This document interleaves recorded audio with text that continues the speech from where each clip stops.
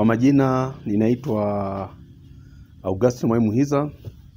Mimi ni katibu mwenezi wa Chadema Jimbo la Babati mjini, pia ni mwenyekiti wa baraza wazee wilaya Babati.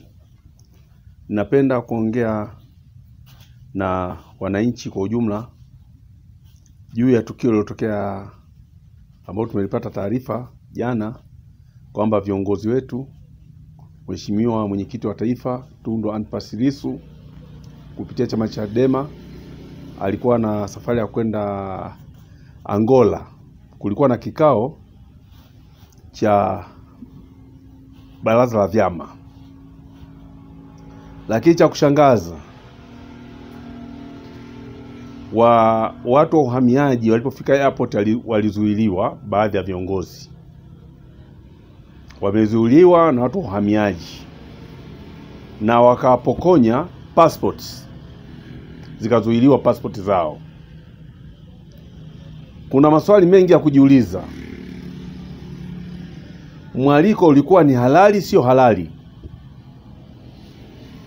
Walikuwa na passport, walikuwa hawana passport? Kwa sababu unapokiuka taratibu mojawapo unaweza kuzuiliwa. Barua ya mwaliko ipo, passport wanayo, na ilikuwa ni kugongwa tu na kuendelea majukumu yao. Ni nini kinachoendelea katika bara letu la Afrika? Ni nini kinachoendelea katika nchi zetu za Afrika? Kwa sababu kwanza ni kiongozi wa kisiasa na lile baraza limekusanya viongozi wengi. Kwa nini baadhi ya nchi wamezuiliwa na wengine wameruhusiwa? Tunataka kujua, tunataka kuelimishwa. Au kuna nini nyuma ya pazia? Kutoka Tanzania imetangazwa kwamba mpaka makamu wa rais wa Zanzibar, ambaye makamu wa pili wa rais kutoka Zanzibar, ambaye ni mwenyekiti wa chama cha upinzani ACT Wazalendo, na pia amezuiliwa. Tunakwenda wapi? Ninauliza ndugu zangu, tunakwenda wapi? Enyi watawala,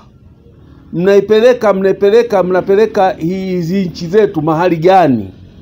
Mnataka nini kifanyike? Nyinyi watawala, kwa nini mnakuwa mnatoa maelekezo yasiyokuwa sahihi?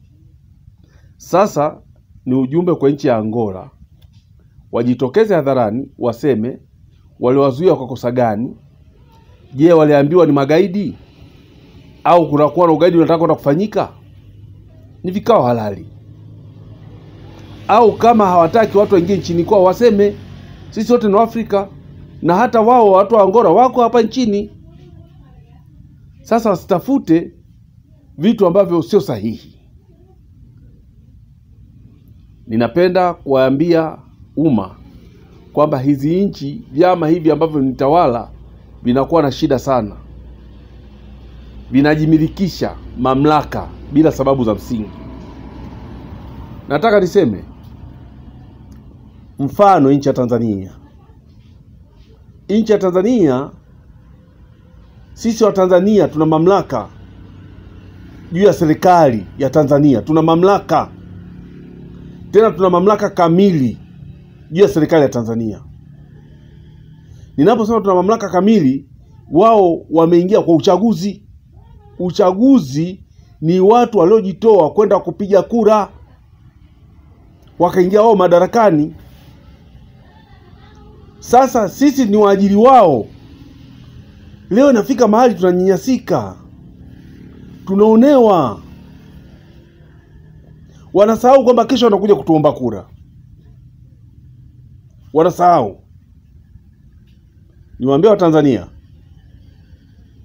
hapa tulipofika, no reform, no reactions. Yaani tunakwenda kuzuia uchaguzi wa mwaka 2025. Tunauzuia kwa nguvu zote kuhakikisha uchaguzi huu hautofanyika. Kwa sababu makandokando kama haya yasingekuwepo. Tushirikiane na wananchi. Haijalishi habari ya vyama. Sio kiki ya kisiasa hii. No. Katiba ni ya wananchi. Tume huru ni ya wananchi, sio tume ya serikali. Tunataka kuondoa tume ya serikali, tutegue tume ya wananchi. Tunataka kuondoa katiba ya wajanja wachache, tunataka kuweka katiba ya wananchi ambayo itakuwa na matakwa ya wananchi, sio kikundi cha watu wachache. Mnapoisikia sauti hii, ninaomba tuungane kwa pamoja. Hii nchi ni ya kwetu wote. Tumekishachezewa vya kutosha, tumenyanyaswa vya kutosha, watu wanatekwa, watu wanauawa, hakuna sauti, hakuna kukemea. Tufike mahali tuseme imetosha. Tufike mahali tuseme imetosha. Ninaomba Tanzania tuungane. No reform, no reactions. Asanteni. Na hivi sasa kauli yako, tumeona kauli ya Tundu Lissu amelaani kitendo hichi na kusema kwamba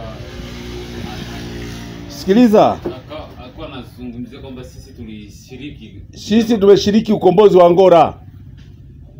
Tumeshiriki katika vita vya kuikomboa Angola, Afrika Kusini, Zimbabwe. Tumeshiriki. Leo wanatuona damu zetu zimemwagika, sisi sio watu, sio binadamu. Kweli nimeamini. Waswahili wanasema tenda wema ende zako, usingoje shukrani. Shukrani ya punda ni mateke. Tunayaona tungali tuko hai. Tumeteseka sana wakati tunapambania Uganda, tunapambania Zimbabwe, tunapambania Namibia, tunapambania Afrika Kusini, Angola. Na wote chimbuko lao wamekuja Tanzania hao. Hakuna nchi iliyokombolewa bila kupitia Tanzania. Tulikuwa na makambi huku Tanzania. Leo wanafanya watu wote kama ni watoto wadogo.